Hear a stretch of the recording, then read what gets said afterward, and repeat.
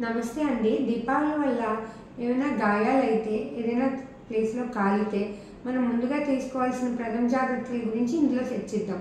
నేను doctor Sushma, consultant plastic and cosmetic surgeon, burn specialist. Usha Prem హాస్పిటల్లో ప్రతి బుధవారం 10 నుంచి 1 గంట వరకు అవైలబుల్ ఉంటాను. ఫస్ట్‌గా చేయాల్సింది మన కూల్‌నెస్‌ని పోగొట్టుకోకూడదు. ఎక్కువ ఆందోళన పడద్దు. ఆందోళనలో సరైన నిర్ణయం తీసుకోలేము.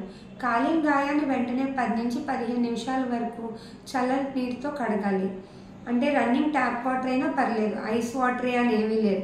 ఐస్ క్యూబ్స్ మటుకు వాడద్దు. గాయాన్ని క్లీన్ గాజ్ పీస్ కానీ లేకపోతే మెత్తటి కాటన్ గుడ్డు, తడిపేసిన కాటన్ గుడ్డుతో కానీ కట్టి తీసుకొచ్చినా చాలు.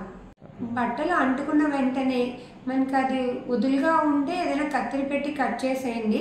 అంతేగాని బాగా ఒంటికి అంటుకుపోయి ఉంటే బలవంతంగా లాగడానికి ట్రై చేయొద్దు. ఎందుకంటే అది కాలిన గాయాన్ని ఇంకా పెద్దదిగా చేస్తాయి.